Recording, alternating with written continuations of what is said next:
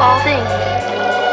To live in darkness must be the worst. Fear is the only darkness. Ik woon al 5 jaar in een ijzeren constructie. Spullen met zijn ziel, maar ze blijven in productie, want we kopen ze om je het gevoel te geven dat zo al je onzekerheden zomaar zijn verdwenen. Fout, net als medicijnen niet genezen, maar symptomen van een ziekte verbergen. Blijf je onzeker in je binnenste. Je innerlijk kan nooit worden verzadigd met externe applicaties of moderne informatie of communicatiemiddelen. Midden in de technocratenwereld zie ik hoe gevoel en liefde snel verminderen. Voor de kinderen wordt alles nog eens uitvergroot, want hoe moet je je voelen als je later nergens thuis meer hoort? Het is een buitensporige manier van handelen, wanneer je enkel wat je zelf niet zint wil gaan veranderen. Wat met de anderen behandelen we mensen zoals handel, of wat denk je? Kan het nog wat erger als de mensen op de tram of op de straat niet reageren als je vraagt hoe laat het is, want ze zijn veel te druk bezig. Het stoort me dat we klagen over tijdstekort, terwijl nuttige zaken het meeste van de tijd op slort. We kijken hersenloze shows op televisie en problemen in de wereld zuiven wij af op de crisis. Tijdelijk zijn alle conflicten, want we vergeten ze, we geven er niet om zolang we zelf maar overleven. En overleven gesproken, hoe overleven je woorden wanneer de menigte ze niet eens wil horen? Denken doet, vragen doet, zoeken doet, lijden doet pijn, daarom dat je liever televisie kijkt.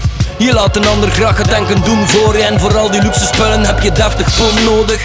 Dus moet je mee in het systeem waar je vernietigd wordt, omdat je voor een toegangskaart stiekem hebt je ziel verkocht. Waar moeten we naartoe? Wat moeten we doen? Misschien komt het wel allemaal goed en zijn we enkel meer bewust van ons doel. En daarom strijden we wat harder en voelt alles zo cool. Hey yo, ik vraag me af, waar moeten we naartoe? Wat moeten we doen? Misschien komt het wel allemaal goed en zijn we enkel meer bewust van ons doel. Maar na de strijd komt overwinning een gelukkig gevoel. We nemen al een relatine, de ene in de vorm van cafeïne en de andere heeft liever een borrel of nicotine. De ene is dan weer verslaafd aan roddelmagazines en de helft van alle mannen kijkt naar porno waar ze liegen. Iedereen heeft MSN op Facebook vol met vrienden en we kiezen willekeurig, want we hebben ze te kiezen. We gaan voor routine, van al die sociale hulpmiddelen wordt allemaal sociaal invalide. We kunnen niet meer spreken met elkaar, we moeten feesten, moeten kijken naar tv of op een PlayStation spelen. Zelfs wanneer we eten speelt er ergens een tv. We zijn na al die jaren van elkaar vervreemd. Het is al sinds de tijd van Rome dat men het weet. Brood en spelen voor het volk je verdeelt en heeft. Want hoe meer je mensen afleidt, hoe minder je ze inleidt in zaken met betekenis, zodat men altijd kind blijft. We blijven spelen, we worden niet volwassen, er is enkel maar die schijn omdat ons speelgoed verandert. Snap je? Alles wat je wil heb je van binnen, dus zolang je buiten zoekt je zal het antwoord nooit vinden. Net als een rups kan je veel bladen verslinden, op een dag verlaat je de consumptie en word je een vlinder.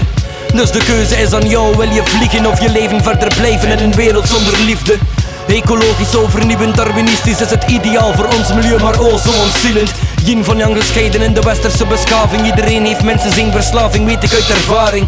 Ik zie het rond me, zie het als ik in de spiegel kijk. Een junkcultuur met junks die puur geloven in een nieuwe tijd van snufjes en reclame. Maar waar gaan we naartoe? Soms heb ik het gevoel dat niemand me zal horen als ik roep. Hey, waar moeten we naartoe? Wat moeten we doen? Misschien komt het wel allemaal goed, dus zijn we enkel meer bewust van ons doel. En daarom strijden we wat harder en voelt alles zo cool. Hey yo, ik vraag me af, waar moet ik naartoe? Wat moet in het doel? Misschien komt alles op het einde wel goed. En ben ik enkel meer bewust van mijn doel. En zie ik het zo als plicht om anderen te zijn hoe ik me voel.